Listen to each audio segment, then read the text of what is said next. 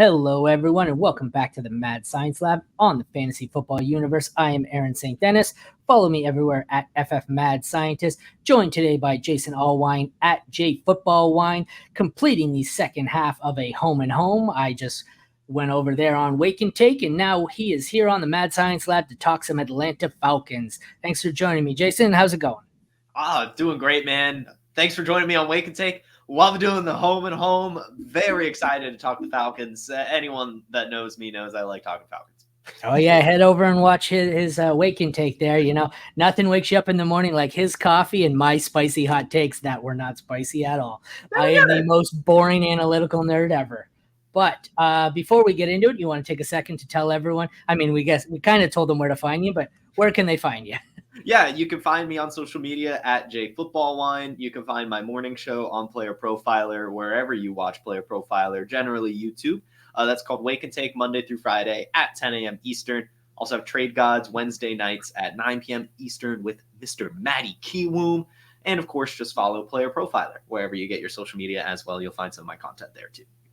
All right, let's dive right into the Falcons. New look QB room to say the least.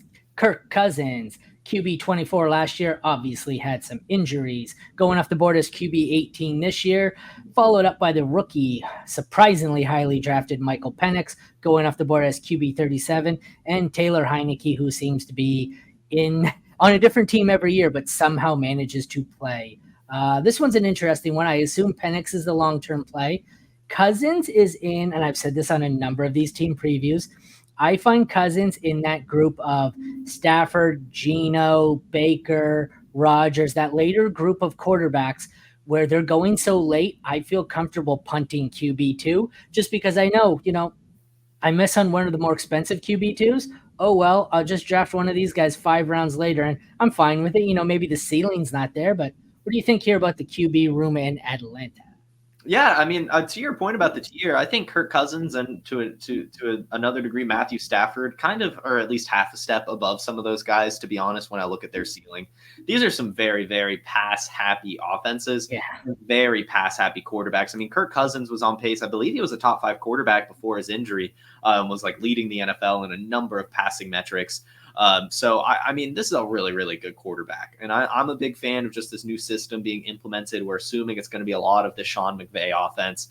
I really do think that, sure, it might be a homer take, but I would not be surprised if Kirk Cousins finishes as like a top, at least like a QB1 by the time the season's over if he stays healthy. And I think that's really just the main concern here, being he's 36 years old, coming off an Achilles tear.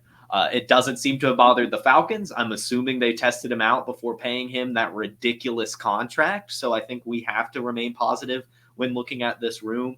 I will say, if I am drafting Kirk Cousins, which I, of course, have done a few times, I am generally pairing him with Michael Penix in that 18th round or later if it's just a regular draft, not just on underdog. But I really want both of these quarterbacks.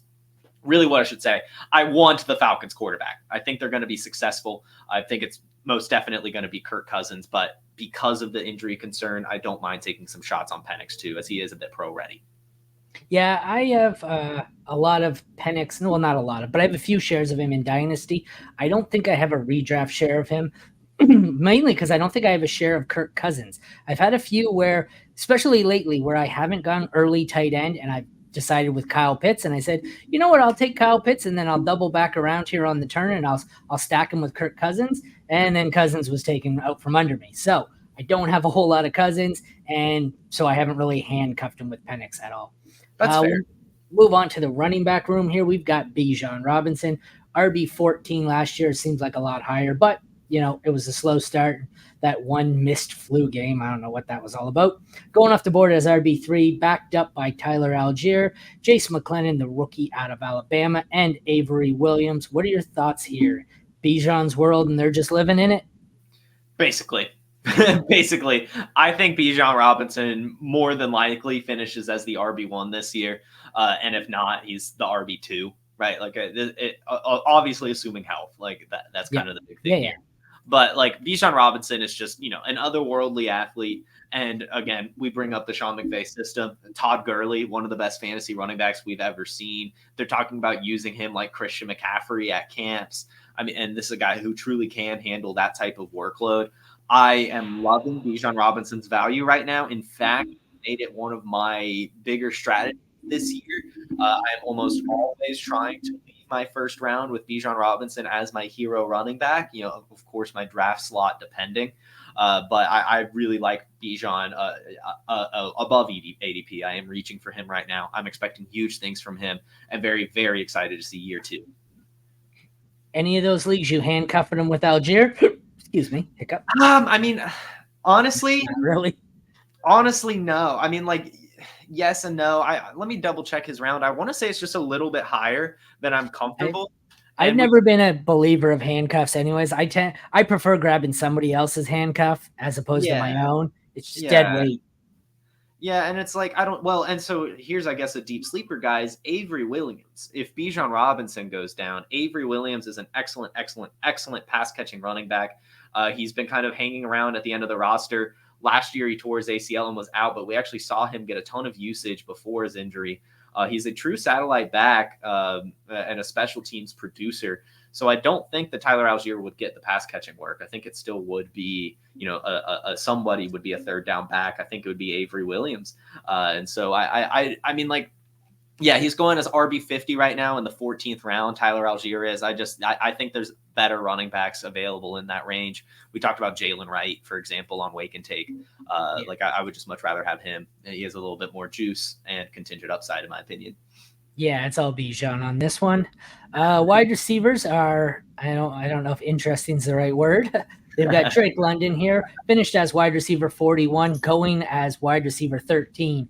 Darnell Mooney, Rondell Moore, Casey Washington, Ray McLeod, and Kadero Hodge. So I see everyone's very, very high on Drake London. The question here is, can Mooney or Rondell Moore, can there be a second useful receiver? Or are we just assuming it's Bijan, Drake? Is this going to be one of those teams where it's 4 players?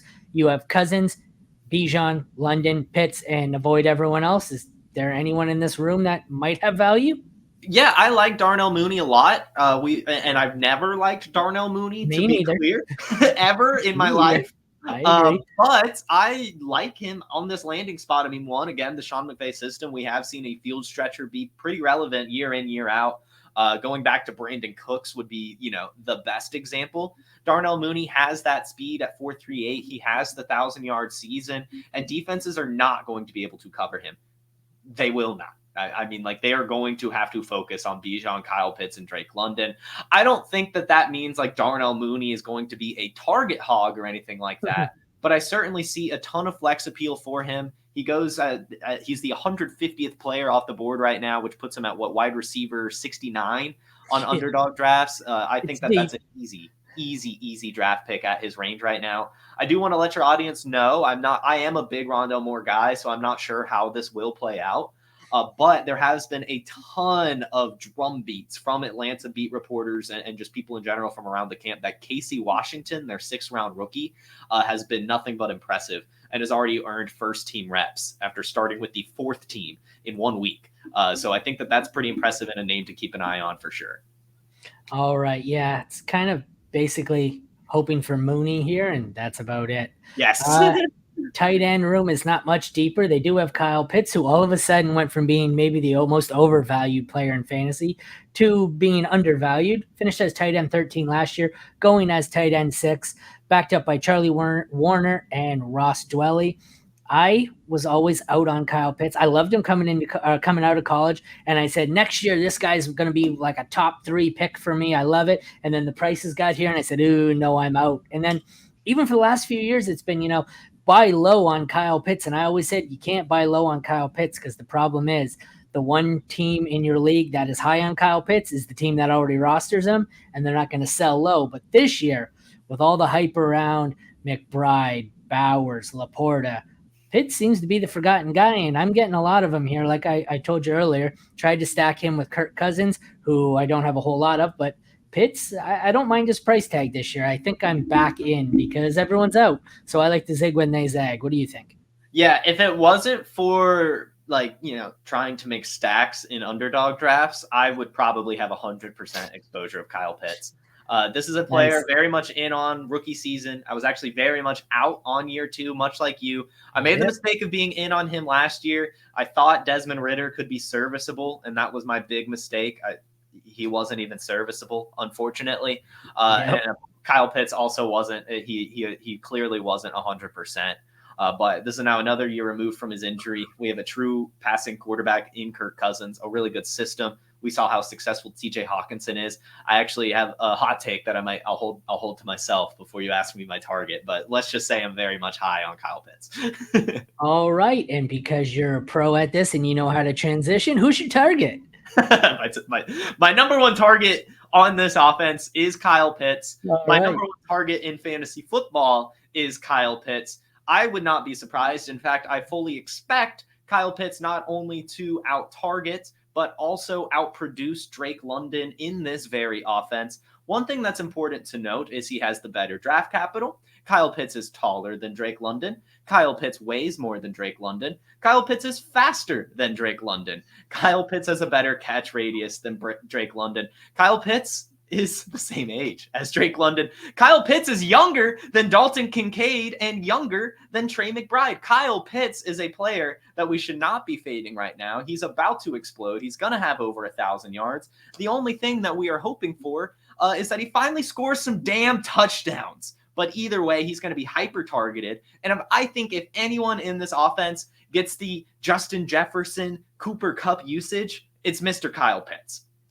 I like it, yeah, especially when compared to Dalton Kincaid. Like, I get it. He's the only one left in that offense, but they still have another tight end, and the Dawson Knox is not much of a blocker, so I'm not loving that. Dawson Knox is being paid well, and I don't think Kincaid is going to outperform Pitts this year.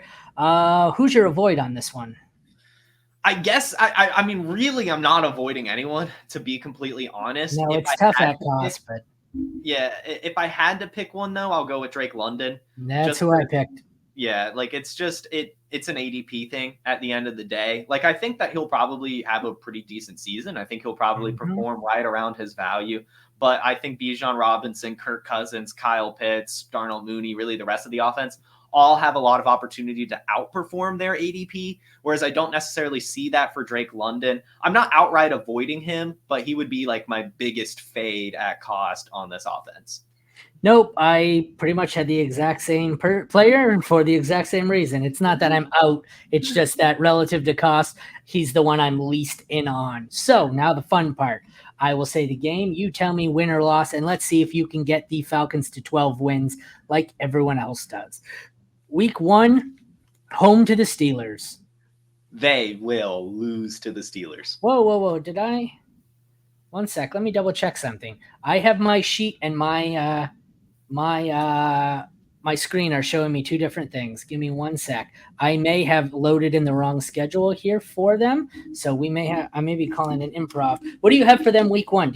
I have Carolina on one sheet and Pittsburgh on the other. Let me just Google this. Yeah, I thought it was. I'm checking it right now. I'm bringing it up on my phone. I think I may have gotten a decimal crossed up here, and I think I loaded in New Orleans schedule for them. One sec. Hey, they also have an easy schedule. And I think it is Steelers week 1. Yeah, because it's the whole Arthur Smith narrative. Who the hell? What schedule did I? It was Carolina last year. So it? Yeah, it was Carolina last year. That's what it is. All right, okay. So I was on Sleeper earlier writing these down. You're right, I copied. Okay, so my chart is correct. It's my paperwork that's incorrect. All right, after that, let's get back to it here. So we have week 1, home against the Steelers. Yeah, the Falcons always start the year off losing at home. So they'll lose the Arthur Smith revenge game, unfortunately. Awesome. Week 2 at Philly. They will beat the Eagles. Ooh, spicy. Week 3 at Jacksonville. At Detroit. They will Wait. I've got 2 sheets. I'm going back and forth here. This is a real chore right now, my friend.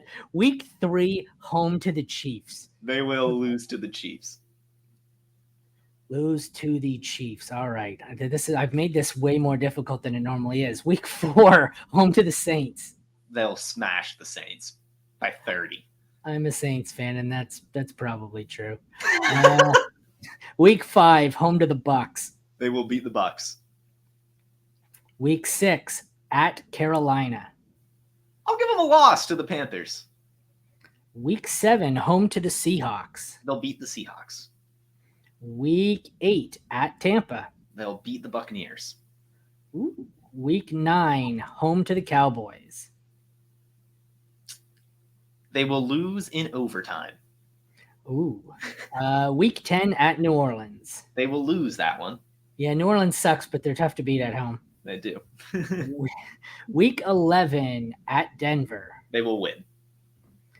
Yes, they will. Week 12 is their bye week. You have them 6-5 going into the bye. They come out week 13 hosting the Chargers. They beat them. All right. Week 14 at Minnesota. Ooh. They win. Revenge game. They'll They win? They win. All right. Week 15 at Vegas. I can put that in as a win. I think they'll lose it. It. Really? Okay. Late season Raiders magic. All right. That's a new one. Week 16, home to the Giants. They beat them. They beat them. Week 17 at at Washington. They win. And they close it out home to the Panthers. And they beat them by 3.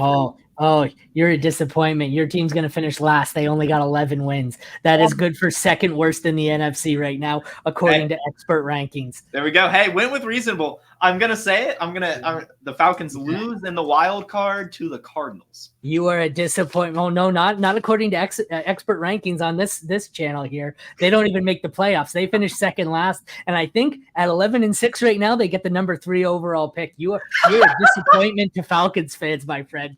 So far, could you imagine? Just a sec. I'm looking. Okay, so it's the Patriots win 4 games. The Panthers win 6 games. 11 wins has them 4th worst record in the NFL at 11 wins. Because people are very realistic this year, man. Oh, man, I think I picked like the most Falcons losses in this one. The it's funny how it works where you know your team, where it's like, oh, that's an easy win. No, they lose this. This is the game they choke all the. And I said that because I'm like near Detroit, so I'm used to the Lions, and someone was projecting. I'm like, they're gonna lose that game. That's the most Lions loss I've ever seen. You watch. Yep. So, all right, thank you for joining me, Jason. Before we get out of here, you want to tell everyone once again where they can find you? Yeah. Just follow me on social media at JFootballWine. Make sure you follow Player Profiler everywhere as well. You can find my morning show, 10 a.m. Eastern, Monday through Friday. Wake and take at Player Profiler. All right. Well, if you want to head over and check out the team pages, do so at thefantasyfootballuniverse.com. I am here for my analysis, not my ability to read the schedule, as we've seen. Thank you to Jason for joining me, and thank you all for tuning in. Check back tomorrow. I forget what team we have tomorrow, but it will be a different team who will win 12 games, undoubtedly. Take care, everyone. We'll see you tomorrow.